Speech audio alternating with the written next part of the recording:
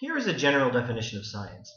Science is the method or the discipline or the practice of studying reality by positing theories that do not fit all possible accumulations of data, and then testing those theories with repeatable tests. Now, the fundamental question in philosophy of science is this: how can we learn about things we have not experienced from what we have experienced? This is the big question in philosophy of science.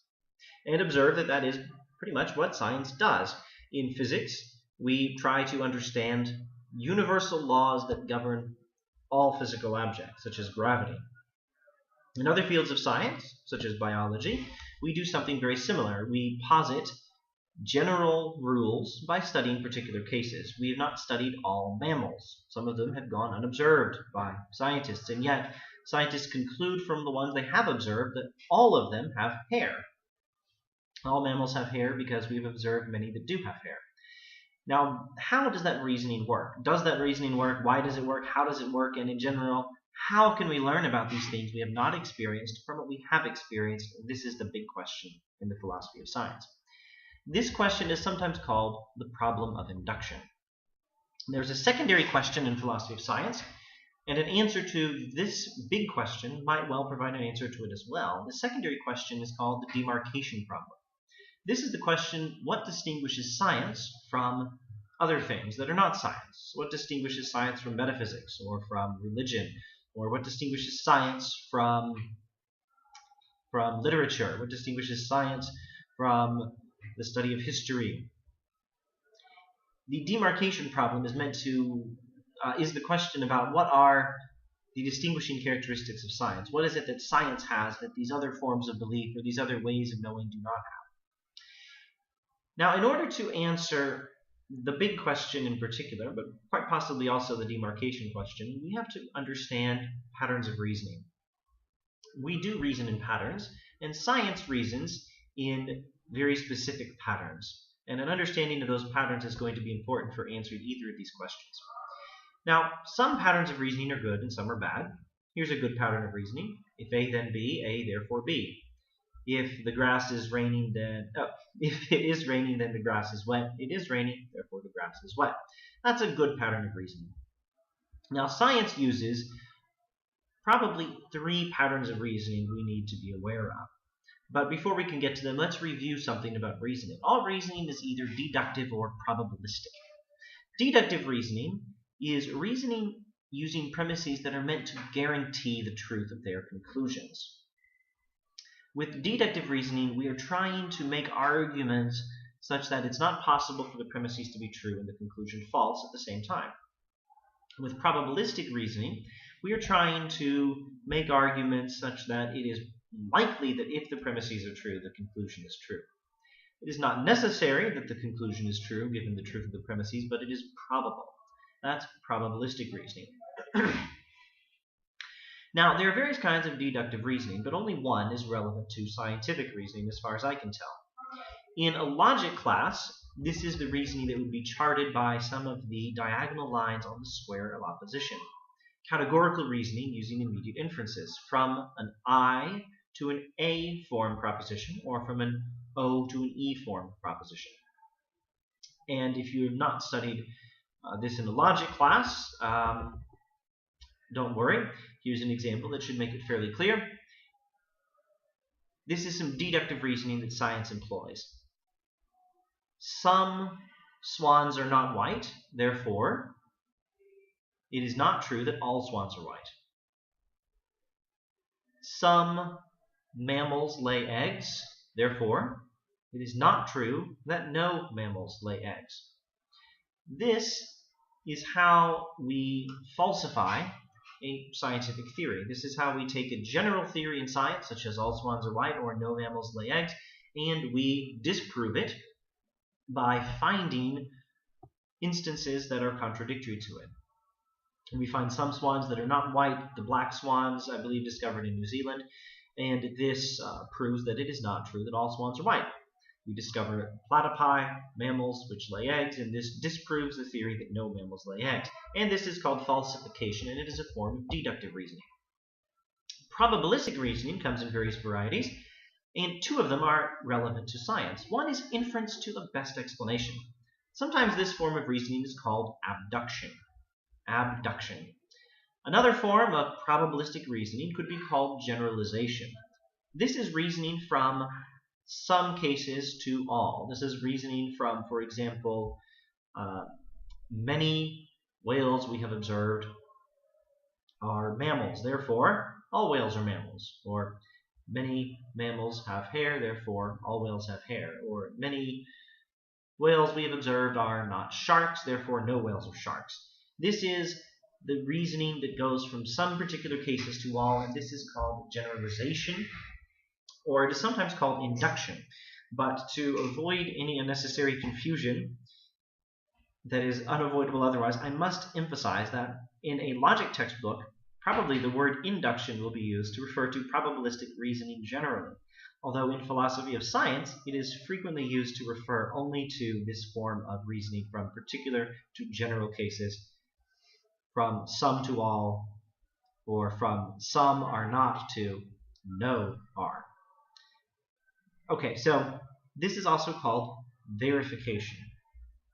And roughly, now that I've introduced these terms, let me state a little more concisely how we can think about verification and falsification. Verification of a scientific theory is the discovery of relevant data consistent with the theory.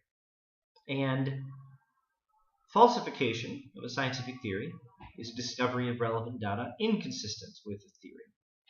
This may not be very precise, but it's sort of a general idea of how verification and falsification work and what their role is in science. Now, which kind of reasoning does science use? Where do our philosophers of science stand?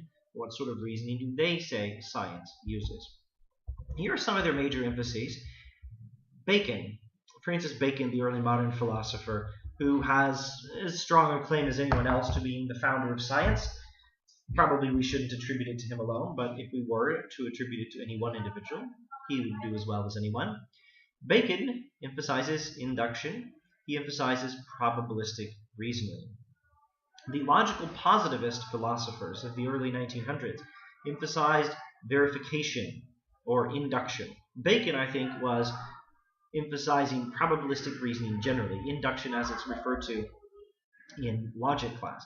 Positivists were emphasizing that particular variety of probabilistic reasoning, which is sometimes called induction, but I think could also be called verification, or more properly, it should be called generalization.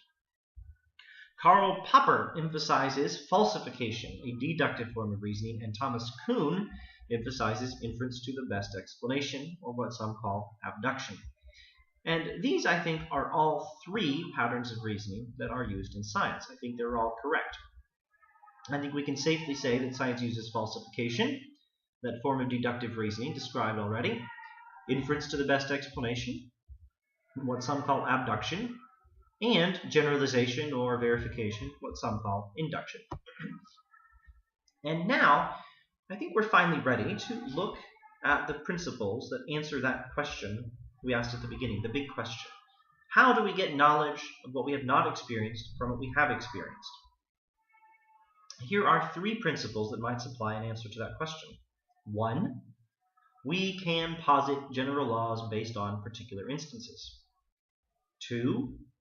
A theory that does a good job explaining the available data is more likely to be true than a theory that does a poorer job. 3. A theory that has been subjected to tests for falsification and has not been falsified is more likely to be true than one that has not been subjected to such tests. Note that all three of these principles are ways of answering our big question.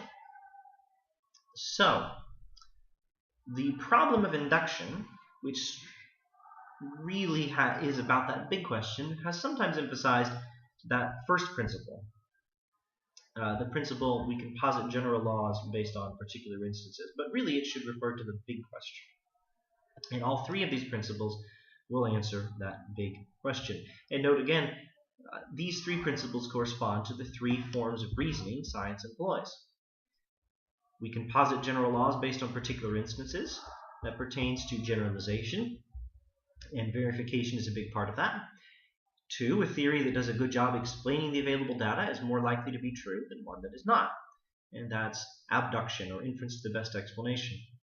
And then finally, falsification is captured by this principle.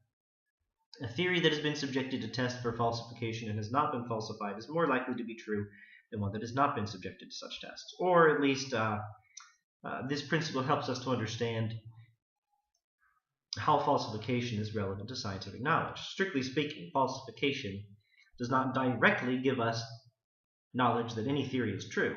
It gives us knowledge that a theory is false. But when a scientific theory has been subjected to test for falsification and has not been falsified, it is more likely to be true than one that has not been so subjected. And in this way, this particular process of reasoning, or giving theories a chance to be falsified in this way, helps us to answer our big question: how can we learn about things we have not experienced from what we have not? So I think the answer to that question is in all three of these ways, all three of those forms of reasoning and all three of those principles. Now, if one philosopher questions one but not the other, as Popper, for example, Popper denied generalization, or Kuhn was not particularly impressed with the possibility of falsification. If one of these principles doesn't work, if Popper's right or Kuhn is right in rejecting verification or falsification, can we fall back on another principle? Yes, I think so. At least one of them has to work, though, for science to work. If none of them works, then our big question has no answer, and then science fails. Then science is just a sophisticated exercise in ignorance. It doesn't give us any knowledge at all. And I think probably all three of these principles are true, and all these forms of reasoning are employed by science. So I think science is the method or discipline or practice of studying reality by positing theories that do not fit all possible accumulations of data and testing those theories with repeatable tests. And furthermore, those tests are meant to provide relevant data that help us employ these patterns of reasoning. So now we can expand the initial definition of science we started off with. The method or discipline or practice of studying reality by positing theories that do not fit all possible sets of data and testing them with repeatable tests, which are meant to provide relevant data that help us employ those patterns of reasoning. Now I, as I said, accept all three of those principles. What do I say to a skeptic who rejects them? Well, I can say that practically everyone accepts at least one of these principles, and I can't see any reason why, if any of them is true, they shouldn't all be true. I can also say that Hume, Kant, and Reid give us excellent reasons for believing in these principles. See my video on this channel on the subject of what I'm calling X beliefs. And I can also say that I think all three of them are true. But if a skeptic asks me, how can we know that they are true? Well, that depends on what knowledge is and on how we get it. Probably, if we can know anything at all beyond our own immediate conscious experience, we can know that these principles are true. All three of them. We can know that inference to the best explanation works. We can know that generalization works. It's not infallible, but it does work. It's generally reliable. And we can know that theories that have been subjected to tests for falsification and have not been falsified are better off than ones that have not been tested, at least all else being equal. And we do have some good reasons to believe these principles to be true, as offered by Reid, Kant, and Hume. And if Reid in particular is right, and maybe with some help from Kant, and definitely with some help from Alvin Plantinga, again, see that other video. If I say Reid is right with some help from Kant and from Plantinga, then we can know them.